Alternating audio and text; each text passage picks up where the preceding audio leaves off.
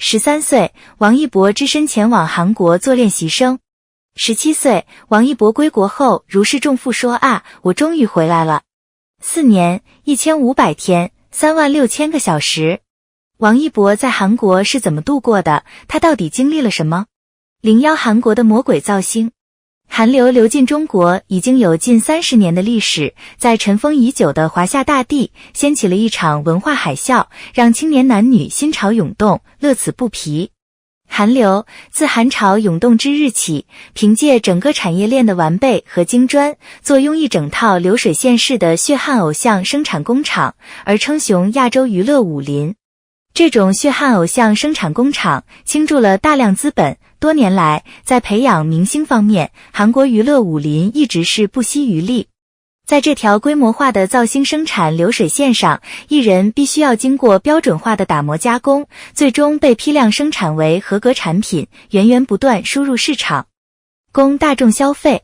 截至2020年，韩国练习生人数已经高达120万，而最终能与经纪公司正式签约的仅有2000人，换言之，成功出道率还不到2%。02疯狂造星的反噬。在工业流水线式上，艺人不断被批量生产，然后大批量的涌入市场，一旦市场接受度不高，立马强制下线，再推出下一个。这不但让艺人压力重重，也让还没出道的练习生感到了劲风四起，四面肃杀。即便成功出道，也不意味着高枕无忧。在一个供大于求的市场里，产品的高速迭代，市场的快速饱和，不稳定的收入，奴隶式的合同，行业潜规则，都成为压垮艺人生命的最后一根稻草。自2005年至2020年间，已经包括李恩珠、崔真实、张子妍、崔雪莉在内，有近40个艺人自杀。疯狂造星，疯狂炸星，敲骨吸髓。韩国艺人进入不断被反噬的黑洞，不能自拔。1点15分。03王一博加入了魔鬼战队。韩国的练习生的培训方式有点类似我们的高考训练营，无论你有什么样的特长，放在一边，咱先从基本功抓起，统一课程安排，唱歌、跳舞、演技、形体、动作、语言一样都不少，机械化训练，批量化复制，体系成熟，管理严苛，断就了艺人扎实的基本功。韩国练习生水平高，离不开1万小时定律。韩国普遍是从小学、初中就开始做练习生，马不站桩，无非还是童子功，一练就是3-4年，也是最苦的几年。这期间要经历严苛的淘汰机制，每周1小考，每月1大考，如果连续2-3个周期考核成绩不达标，就要遭受淘汰。在王一博出道实录里就有人透露，他当时的条件很苦，不仅是住的地方条件差，最苦的还是练习期间。每天都要练舞，训练强度大的时候，曾经最长的一次练舞超过20个小时，如果跳得不好就会被老师惩罚。为了找到跳舞的轻盈感，老师都会要求他们在腿上绑上沙袋，为了控制体重不能随便吃东西，一场下来衣服都能拧出水来。更有甚者，为了让练习生有最好的形象，公司会严格控制练习生的体重，只要体重一增加就会受到责骂，教练还动不动就打人，练习生不但不能反抗，有的时候还被要求吃减肥药。04王一博的练习成绩单。王一博曾说，在韩国做练习生的时候，经常会练习到凌晨3-4点，一天睡觉的时间有时不到4个小时。王一博经历了长达4年的练习生生涯，没有手机，一天只睡4-5个小时，过年也不能跟父母团聚，只能在网吧看春晚。跳舞训练令他身上留下了不少伤痛，母亲每年都会为他寄送膏药，但是他从来没打过退堂鼓，他说我能吃苦。这个吃苦的男孩，上天没有辜负他。2014年9月，王一博以 UNIQ 成员身份亮相。2014年10月16日，王一博登陆韩国节目 M Countdown， 以 UNIQ 主舞兼 rapper 的身份在韩国出道。2014年10月20日，王一博首支单曲 Falling in Love 中韩双版发布。2014年10月24日 Born to Fight。2015年3月7日，组合在泰国曼谷举办了泰国粉丝见面会。2015年4月23日，组合参加酷音乐亚洲盛典，获得年度最佳新人内地奖项。经过韩国流水线式的偶像生产工厂的洗礼，虽然历经了千磨万击，王一博最终成为了舞台王者，他更成为了最好的自己。说到王一博，肯定很多小伙伴们都对他非常熟悉了吧？王一博是这2年娱乐圈中出现的当红流量男明星之一，他帅气冷峻的长颜值和酷盖的性格吸引了非常多粉丝朋友们的喜爱。最近一期的《天天向上》，不知道各位小伙伴们有没有关注呢？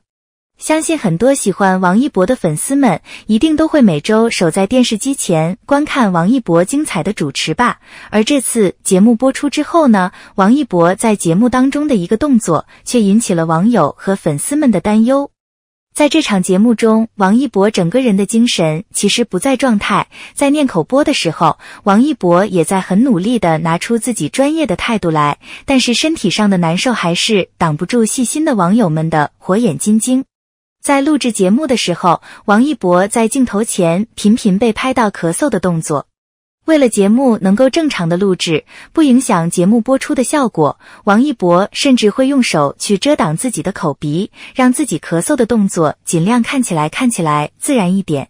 但是王一博咳嗽的动作实在是太频繁了，这还只是摄像头所拍摄下来的画面，在没有拍摄到的画面当中，又不知道王一博偷偷背着粉丝们咳嗽了多少呢，细细想来还是十分令人心疼的。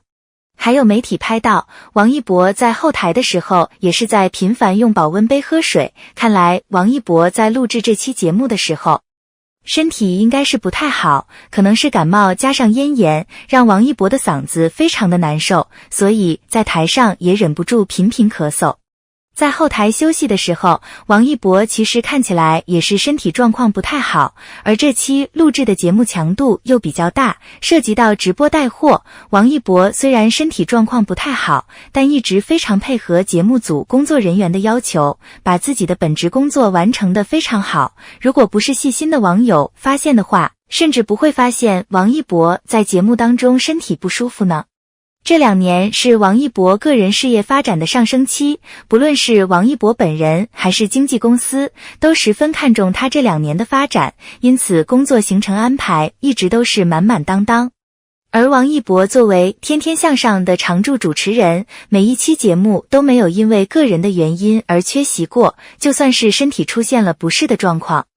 王一博也每次都是坚持到了录制结束，没有影响到节目录制的进程。